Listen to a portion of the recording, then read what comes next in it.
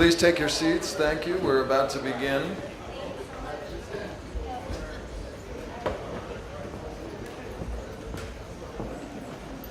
Welcome to the opening press conference of the 21st International AIDS Conference, also known as AIDS 2016, here in Durban. My name is Chris Beyrer. I'm the current president of the International AIDS Society, and I'm going to be co-chairing this, chairing this session and co-chairing this conference with my esteemed co-chair, Professor Olive Shisana. Before we begin today's press opening, a little housekeeping.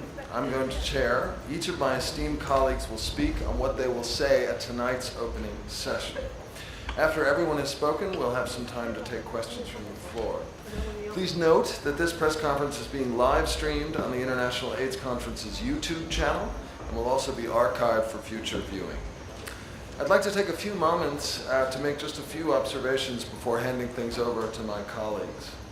So as everybody knows, I think 16 years ago, Durban hosted the 13th International AIDS Conference, which sparked extraordinary progress in the global HIV response, particularly in HIV treatment access, which my colleague Olive Shisana is going to speak to in a moment. But despite the tremendous progress to date, millions of people are still being left behind. More than 1 million people still die of HIV/AIDS every year, and another 2 million become newly infected with HIV. Concerning data released last week show that overall, new HIV infections among adults have stalled, failing to decline for the last 5 years. Newer prevention tools like PrEP are out of reach for the great majority of people who could benefit from them. And the human rights of those at greatest risk, gay and bisexual men, transgender people, people who inject drugs, sex workers, and prisoners, are persistently violated throughout the world. And these key populations now represent more than a third of new infections worldwide. That's why the theme of AIDS 2016, Access, Equity, Rights, Now, throughout this week, we'll be putting these words into action by working together to determine the actions we can take to reach the people most in need and those who still lack access to comprehensive treatment, prevention, care, and support. This conference comes at another crucial time in the HIV epidemic. To truly succeed in all places for all people, we must ensure that every action we take is grounded in science, respects human rights, and is fully funded for success.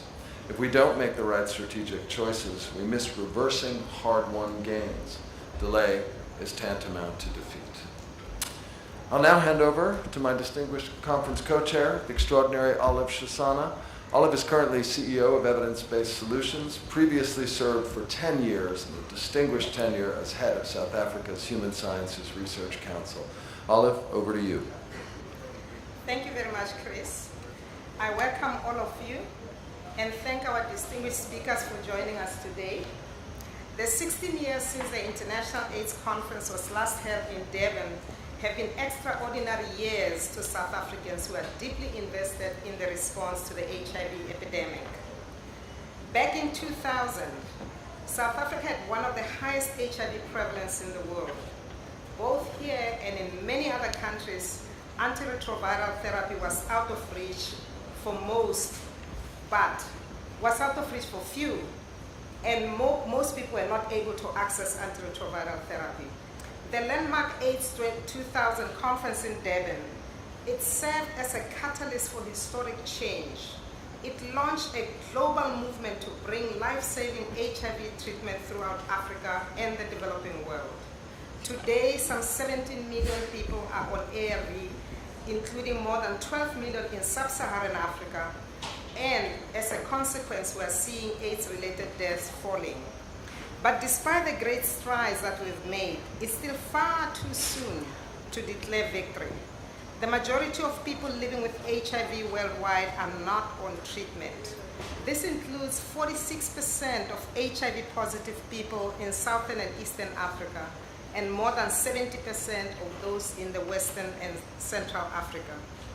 My colleague here, Chris, has already referred to the stalling of progress against HIV new infection. Women and girls make up nearly 60% of all adults living with HIV in sub-Saharan Africa. And so While we celebrate the substantial progress that we've made, we must acknowledge the fact that progress is precarious. New action is urgently needed on 3 levels. First, we must bring about structural change to reform the laws, the policies, the programs and systems that fundamentally shape an individual's chance in life. Poverty, inequality, and the lack of economic development represent formidable structural factors on the African continent. However, many African economies have entered a positive growth cycle, and this may very well represent a true window of opportunity which we should not miss. Second, we must reinvigorate our strategies for behavioral change, not only to empower those who are at risk, but most importantly, to deflate the cultural pressures that increase their risk. Finally, we must make wiser and more effective use of the prevention tools that we have and press ahead in our scientific quest to find methods that will yield greater results. The conference provides a forum for us to take a hard and honest look at each one of these priorities so that we may write the last chapter in the long struggle against AIDS. Today we observe the Nelson Mandela Day, and I'm reminded of something he said at the AIDS 2000 conference, which continues to ring true today. I quote, "In the face of the grave threat posed by HIV and AIDS, we have to rise above our differences and combine our efforts to save our people. History will judge us harshly if we fail to do so now and right now. If we heed President Mandela's words, then this Durban conference will once again be a defining moment in the world's response to HIV. I thank you." Thank you so much, Olive. We're honored to be joined today by the Secretary General of the United Nations, Ban Ki-moon. Mr. Ban needs no introduction, so I will simply take this opportunity to express my personal thanks for his extraordinary leadership for sexual and gender minorities, and particularly for his vocal advocacy for putting human rights at the center of the HIV response. Secretary Ban.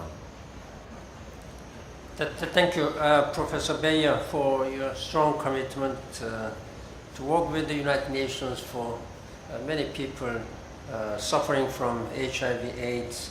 And I'm also honored to be here with His Excellency Cyril Ramaphosa, Deputy President of South Africa. And I really thank you for your leadership and commitment.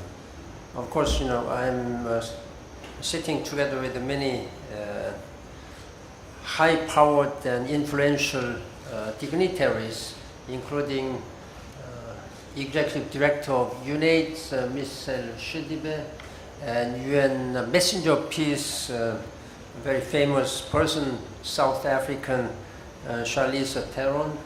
It's a great pleasure to see you. And also Mr. Mavasa, Ms. Shisana. Thank you all your commitment again.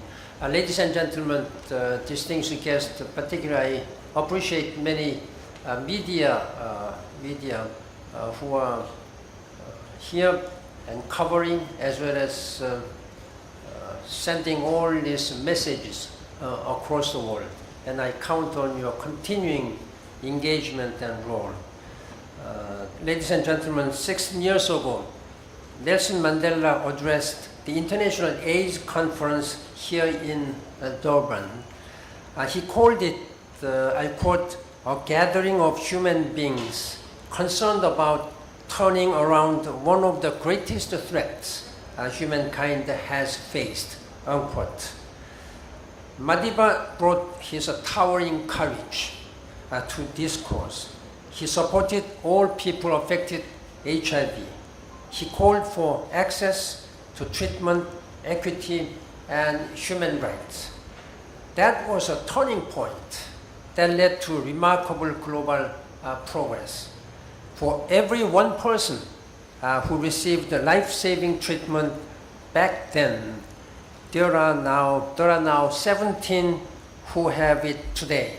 That means we have increased 17 times at least the number of people who are being treated.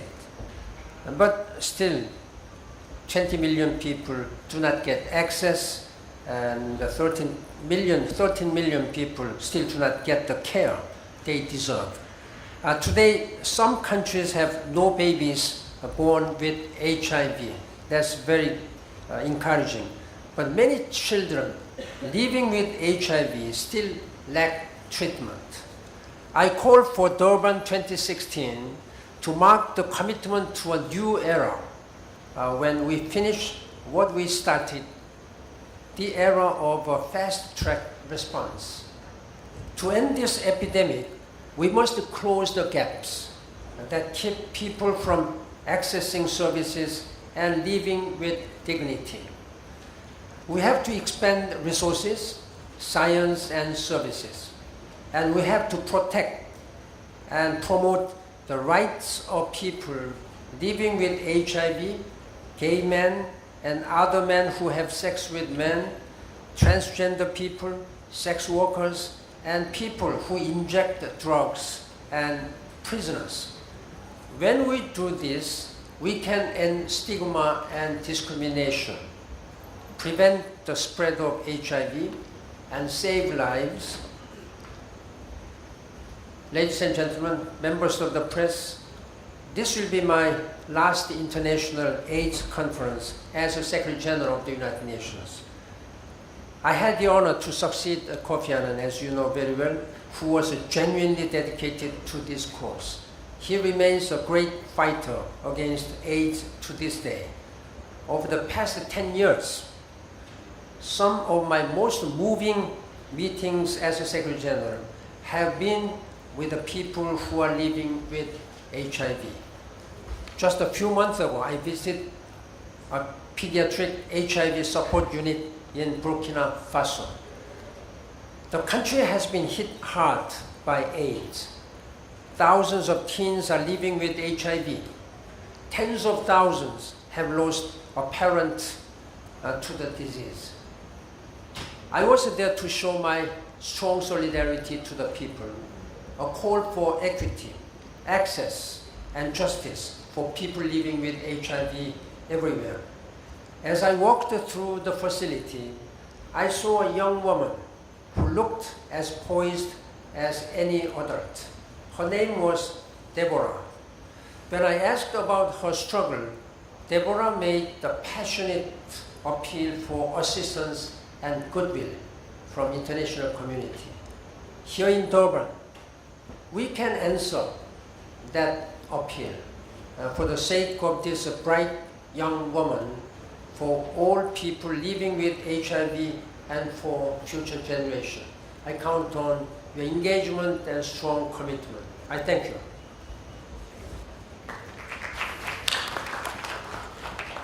Thank you, Secretary General.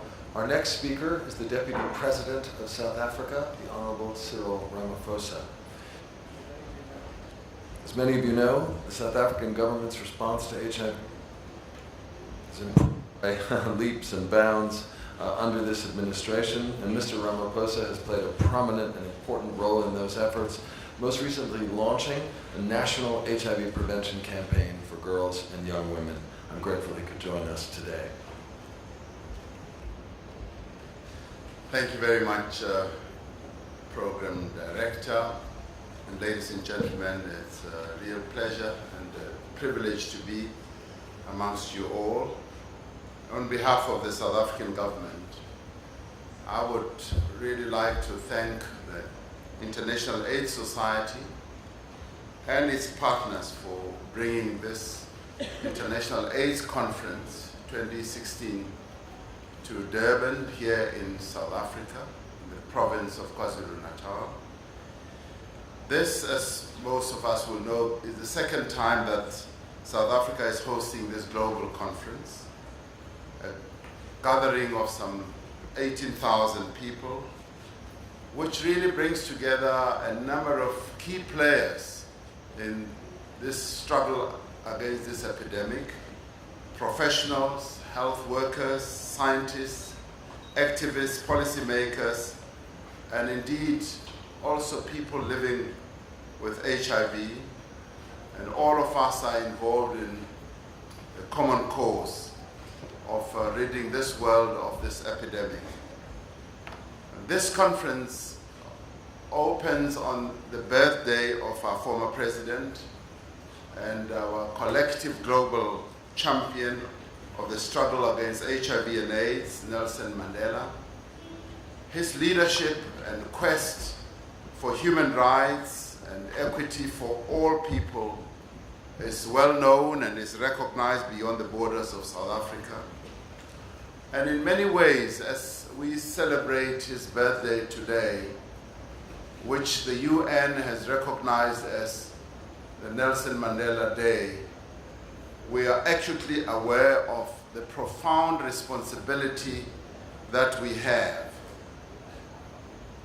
Nelson Mandela's memory and the holding of this conference gives us all an opportunity to understand the gravity of the epidemic, while enabling us to look at a number of innovative solutions to ensure that we achieve an AIDS-free society in our lifetime. The theme of this conference is quite apt: access, equity, rights now. This resonates strongly with the provisions of our own South African Constitution that makes access to health services a basic human right. This conference will challenge us, particularly as governments, to continue our work with our partners to build quality health systems and to provide accessible services and support to our people. As individuals, we have the opportunity and equally the responsibility to make the right choices for our health and wellness. Since South Africa last hosted this conference, the world has turned the tide of HIV and AIDS. In our own country, it has turned quite dramatically. Great progress has been made across the globe and indeed in South Africa as well. Of the 17 million people currently on treatment worldwide, nearly 10.3 million are in this region. The latest information from UNAIDS is that the number of people on treatment in Eastern and Southern Africa has more than doubled since 2010. Later, we will talk about the strides that we have made ourselves as a country in this regard, particularly in relation to treatment and how we've been able to save lives. AIDS-related deaths in the region have decreased by more than a third over the same period. An important aspect of all this being mother-to-child transmission of HIV has dramatically been reduced. And despite these successes, we must say that the fight against HIV, AIDS, and TB is not over. Too many people living with HIV still do not know their status. Too many do not have access to treatment. The rate of infection remains stubbornly high, particularly amongst the most vulnerable populations in the world. We know, for example, that adolescent girls and young women between the ages of 15 and 24 accounted for around 20% of new infections globally last year. This means that as we work harder to provide testing and counseling services to the general population, we need to ensure that adolescent girls as well as young women, young adults more broadly, men and women, receive information and advice and are able to access services such as condoms and, where necessary, pre-exposure prophylaxis. We need also to design and implement programs that address the needs of key populations that are at risk, the risk of infection, including sex workers, and people who inject drugs and men who have sex with men. We are optimistic that the deliberations here in Durban will yield commitments from the international community to invest in research as well as in development that could lead to new opportunities and options for a vaccine and a functional cure. We must work harder to achieve this. I cannot end my brief remarks without thanking the Secretary General for taking time out of his very busy schedule and coming out to South Africa, to Durban, to join us today. This illustrates his continuing support for the global fight against HIV. And I must say that under his leadership, the UN high-level meetings have galvanized all member states to do much more to end AIDS. I wish on behalf of all South Africans to thank you, Secretary General, for your contribution to a healthy and peaceful world. In conclusion, I wish all the delegates who are already here that in their deliberations they will be able to come up with suggestions, proposals to find solutions. And I do hope that your attendance here and your coming here has been smooth. I've been glad to hear that people have been able to register quite easily, and their passage through all the stations where they needed to has been good. So we thank our security services, our host committee for the wonderful work that they have done. And then again, I thank UNAIDS for making all this possible. Thank you very much. Thank you, Mr. Ramaphosa. I'd like now to call upon Michel Sidibé, Executive Director of UNAIDS, which has released important new data over the past week, highlighting gaps in HIV prevention and a decline in donor government funding for HIV. Michel has been an extraordinary global ambassador for the HIV movement. We're all deeply in his debt, and I'm pleased he's here with us today. Michel. Thank you. Thank you, my dear friend. Your Excellency, let me start by just saying that I was privileged to have a boss like Secretary General Ban Ki-moon. He's truly a man of social justice, of fight for equity. Without him, we would have not have two words, central words in our sustainable development agenda. The first word is dignity, restoring dignity of people. The second word is left no one behind. And I think that's what brings us today together, because I remember 16 years back, we were all struggling, not knowing what to do. The hospital were full of people dying. And Kosi Johnson called on us to make sure that treatment could be made available to people, and to not to just have two classes of population, one in the north with medicine and one in the south without anything except just time to wait to die. And today I'm happy that we are back in Durban, and we have been able to respond partially to his call. We have been able, in fact, to move from less than 1 million people on treatment those days to 17 million people on treatment today. We have been able to reduce only in South Africa by more than 84% the numbers of babies born with HIV in less than 5 years, which is just amazing.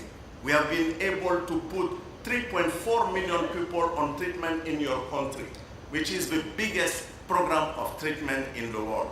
But let me say clearly to all of you that I am scared. I'm scared because we are back again in South Africa, in Durban, in difficult times. the world is facing many other competing priorities. Terrorism, migration, so many issues that I'm scared because I'm seeing for the first time the decline on financing from donors countries.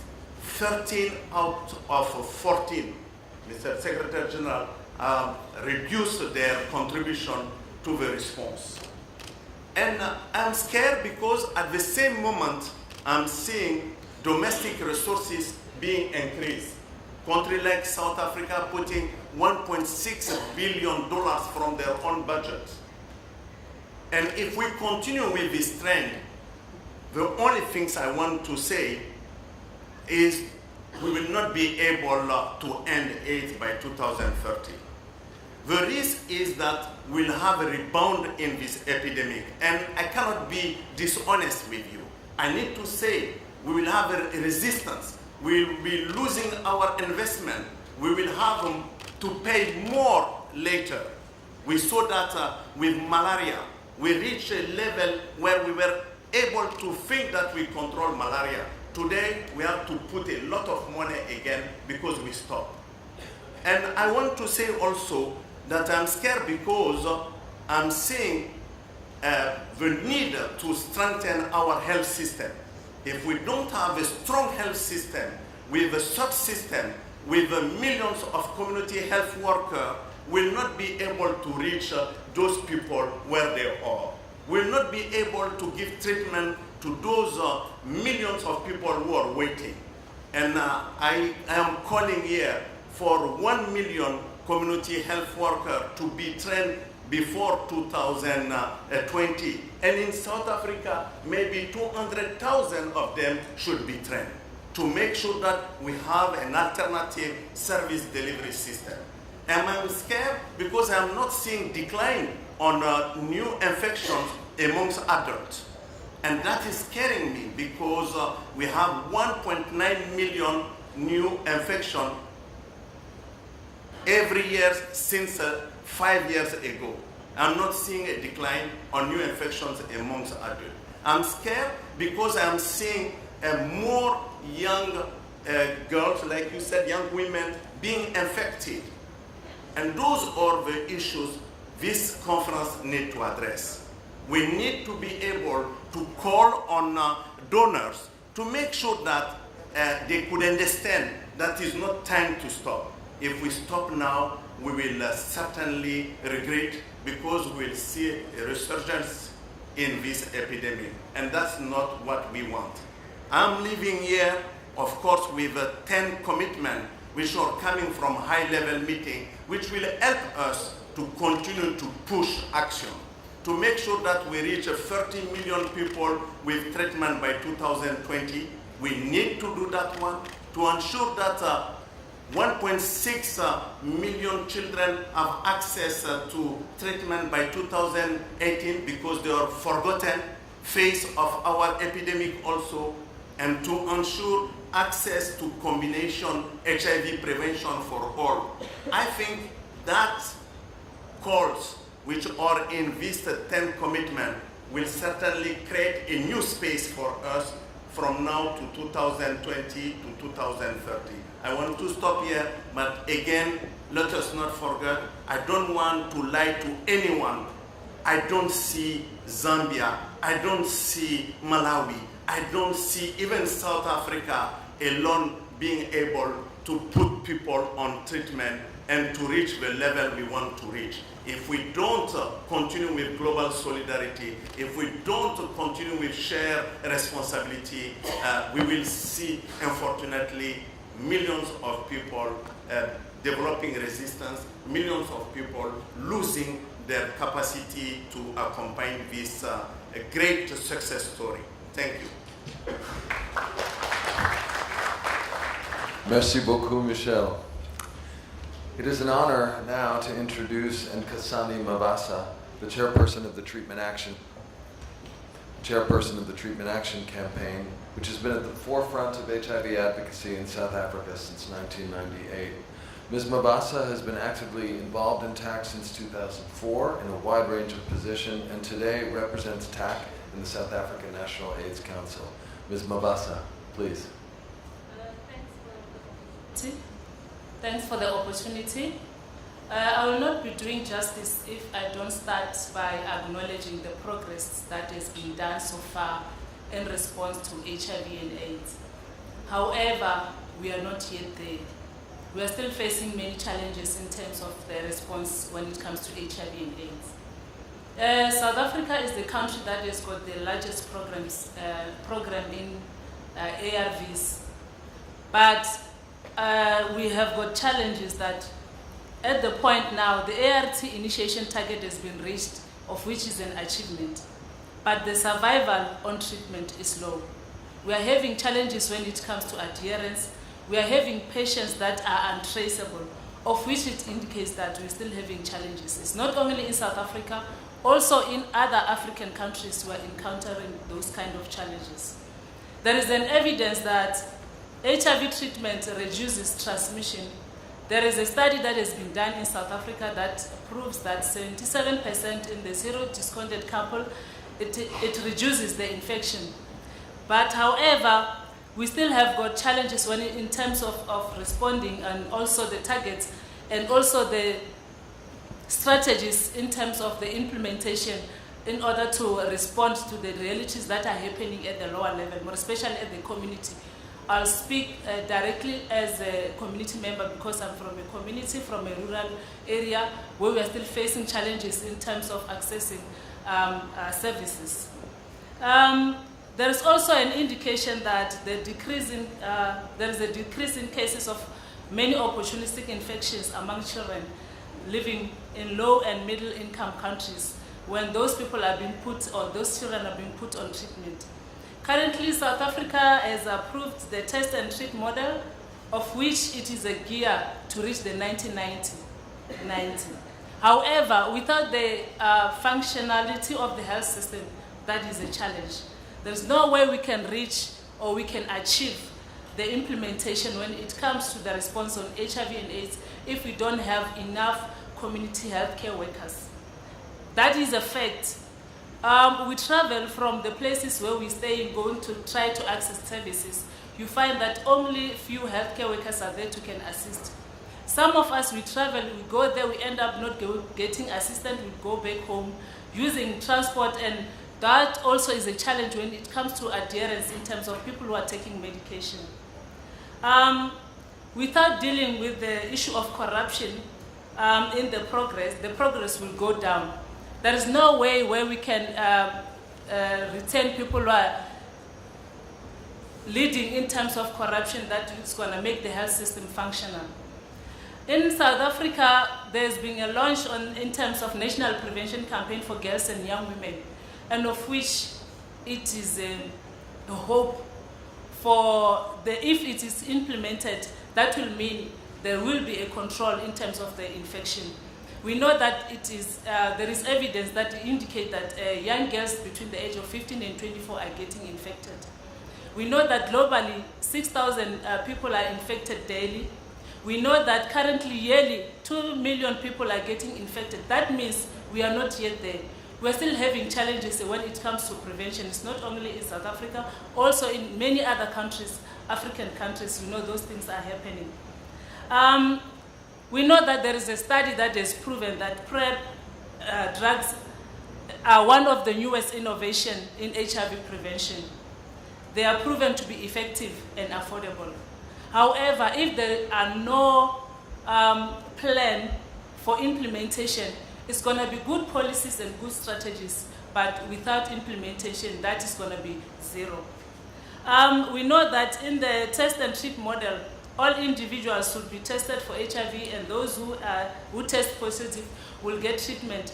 And those who are in treatment, when their viral load is undetectable, so therefore it means that we stop the transmission. However, currently when we look, we've got globally about 20 million people that are not accessing treatment, that are lacking access now, of which it means if those people are not receiving that treatment now, it means then the infection is still continuing. So it means that now there is a need for action. there is a need for those people to access treatment, because we know there are many studies that have been conducted that has proven that people, when they are taking treatment and they adhere to the treatment, that can also work as a prevention, because it means that a person who's HIV positive is taking treatment, that person, we are preventing that person not to reach the stage of AIDS. We are also preventing that person not to get opportunistic infections.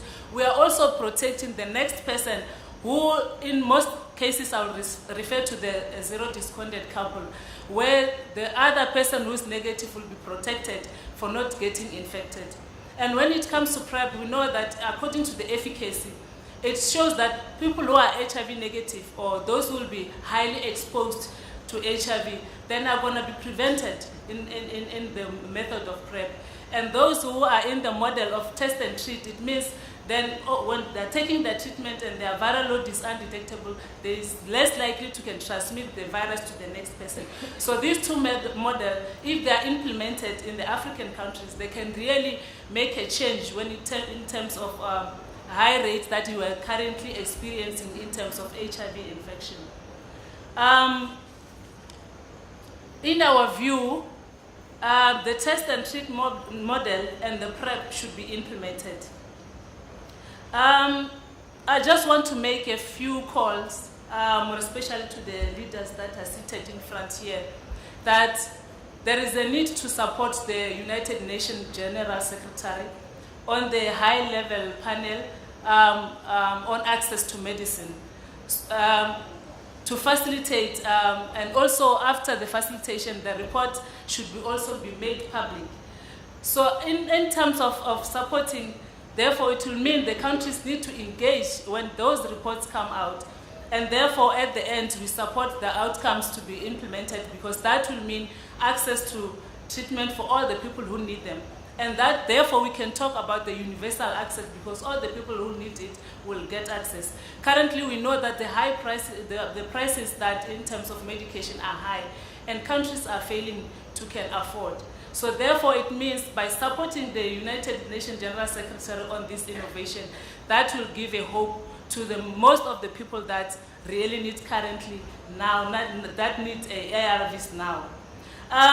In terms of the intellectual property laws, there is a call to can ensure that the barriers are removed. Because there is no way, if we're not supporting that innovative, that we can face the reality. And also the implementation is not going to happen in countries.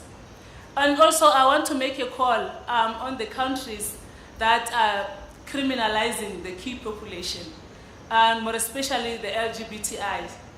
Because if those people who are leaving them behind, there is no way we can address the issue of HIV and AIDS.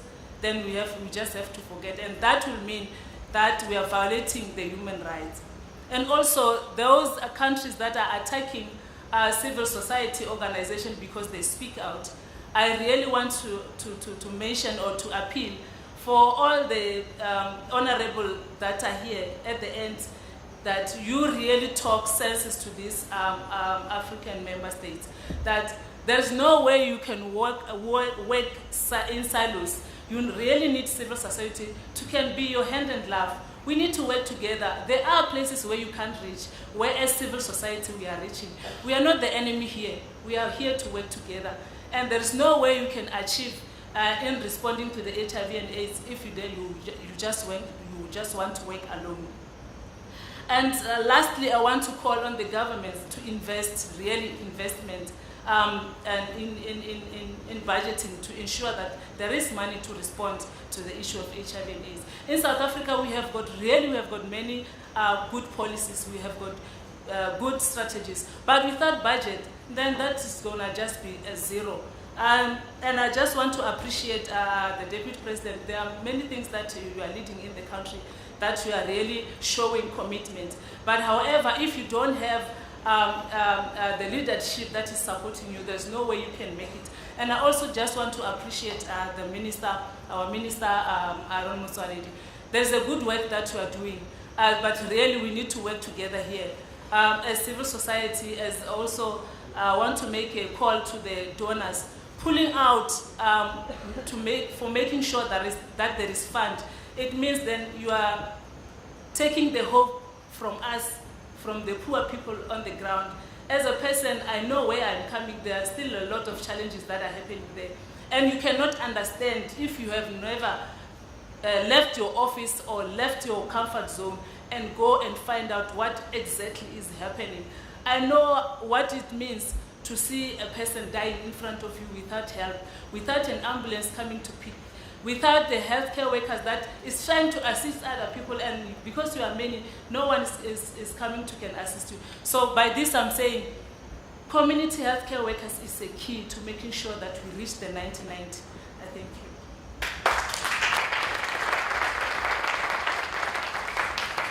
Finally, we're delighted to be joined by Charlize Theron. Many of you will recognize Ms. Theron as an Academy Award-winning actor, but she is a UN messenger of peace and the deeply engaged founder of the Charlize Theron Africa Outreach Project, which invests in African youth, primarily in South Africa, to keep them safe from HIV/AIDS. Since its founding in 2007, Africa Outreach Project has reached over 200,000 young people advocating for effective international and national policies. Ms. Theron. Thank you so much. This is quite an esteemed panel to be on. Some of you I've worked closely with. I appreciate the time that you've always given me to be able to talk about the one part of this fight that I'm very passionate about, and that is the teenagers. Stubborn teenagers, the adolescents, the ones that we haven't paid enough attention to. I'm very grateful to be a part of this conference this year because I hope to be a voice for those young girls, young boys, who we have not paid attention to at all and have finally given us enough reason to stop and to say we might have made a mistake. I'm also very excited to be here as a South African. I think it's pretty hard to find a South African who has not personally been affected by AIDS or HIV, or whether it's a personal loss, just the devastating effects that this virus has had on our country. And I think being part of this fight against AIDS has been a very personal passion of mine for a very long time.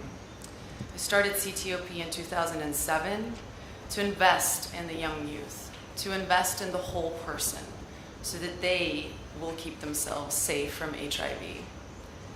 I wanted to do this through community-based organizations because I think that is the only way we will ever reach those most vulnerable.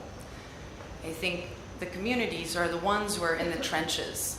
They are living this life with those people.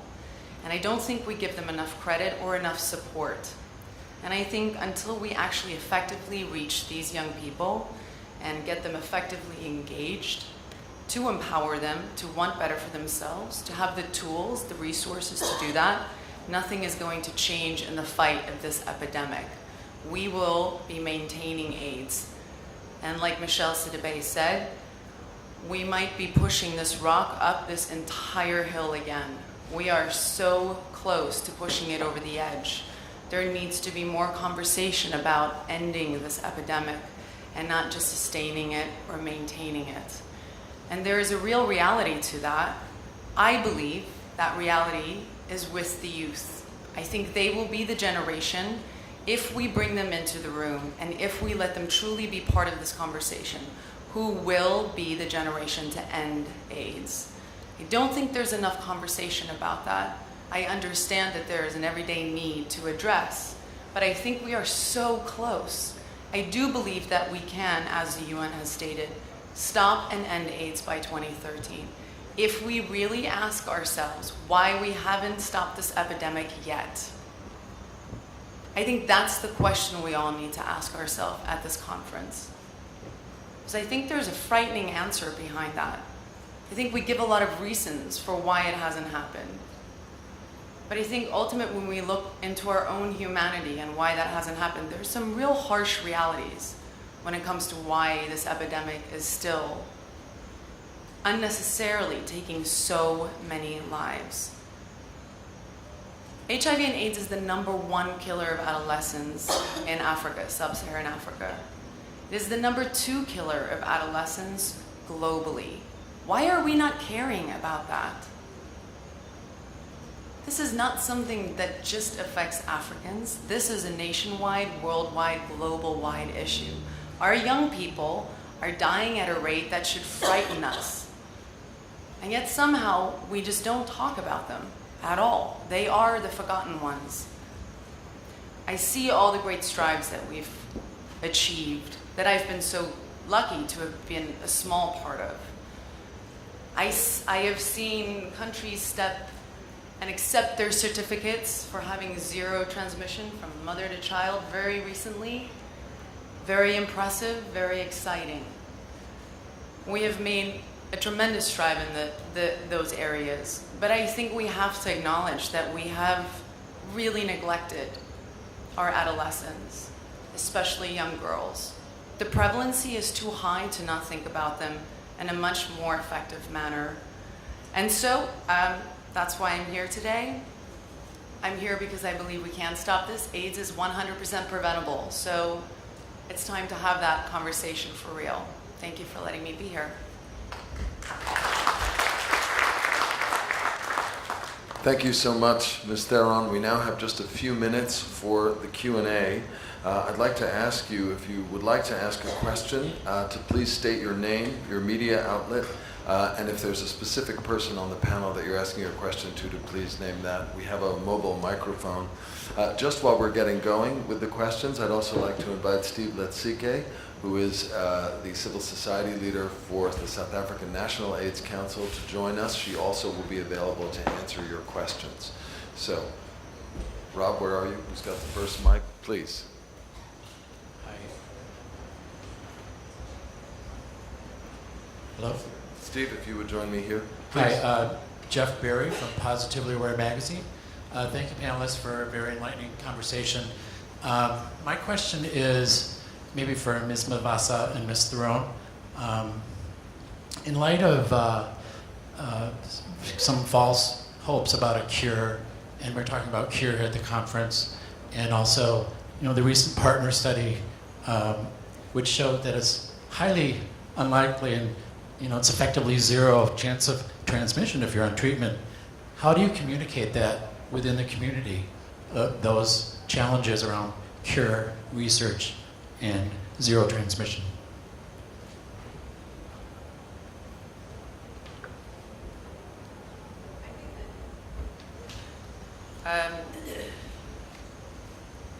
I think everybody knows that, funding for vaccines or a cure and keeping people on treatment has definitely been in the forefront. And, how we kind of discuss the truths and not having all these kind of taboos and misgivings of what it really means to be on to be on the medications and what that really means and what is the, like she spoke so, she articulated so well that there is, I think, above a 70% chance of not transmitting if you are on the drugs. All of these things are something that is our responsibility to communicate on a very truthful level.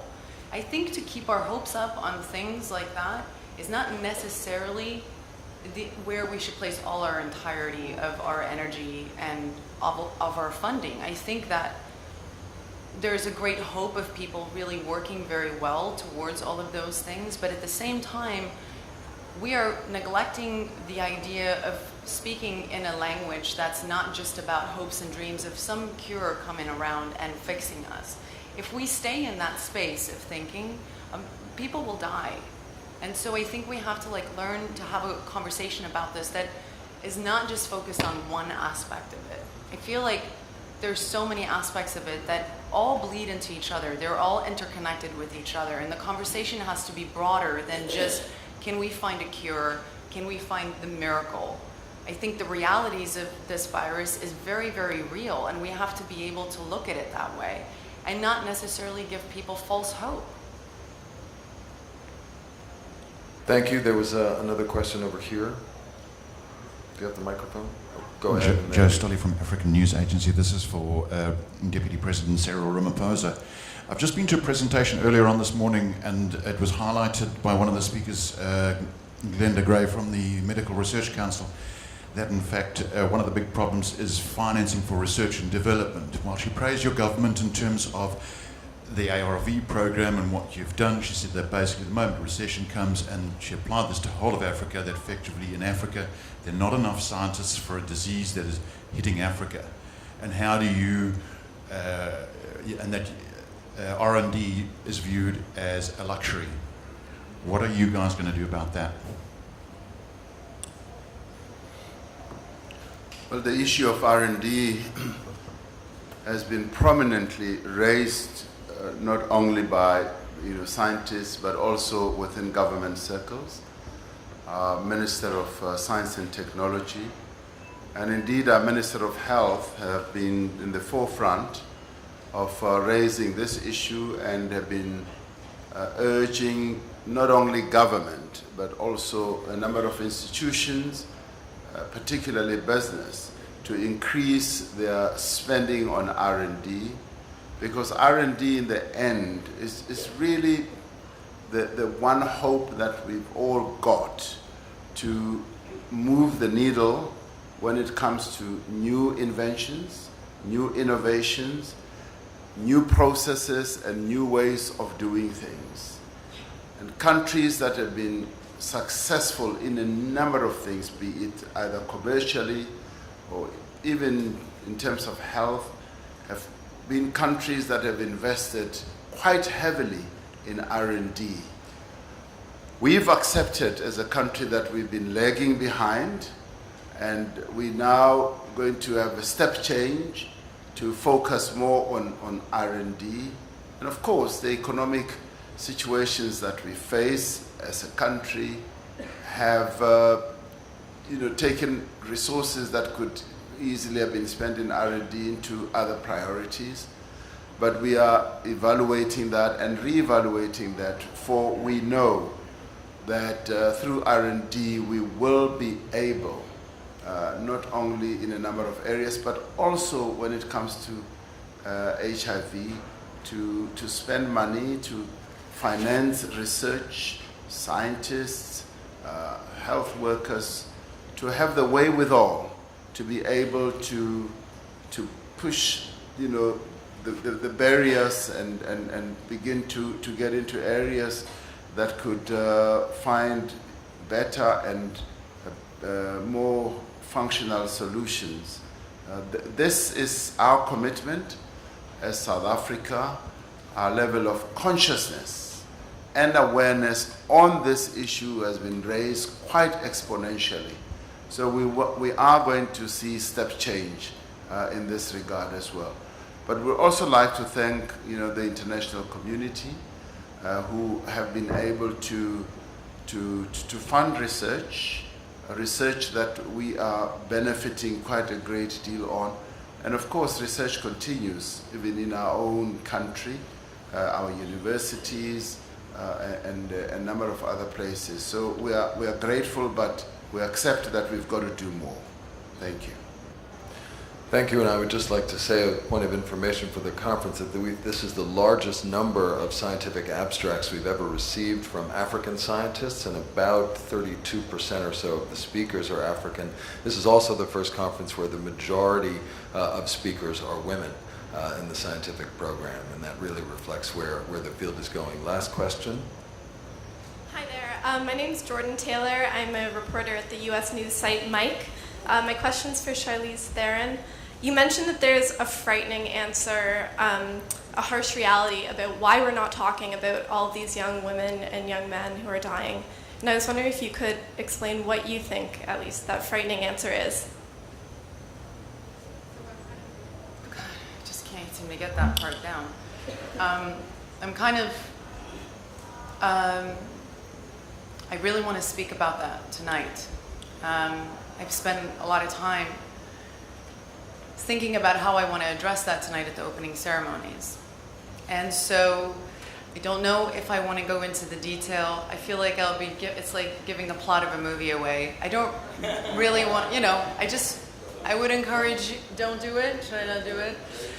I think asking the question is what I feel comfortable right now doing here, and I will be not answering, but stating very much what I think the answer is to that question. And I hope people are willing to hear that tonight. I'm sorry, that sounds like I'm like trying to tease you or something. I'm not trying to do that. I'm just trying to kind of follow protocol with what's happening tonight and here today. All right. Okay. So stay tuned is the answer there. I'm afraid that's all we have time for today. We've run over. I want to thank you, ask you to thank again all of our terrific speakers.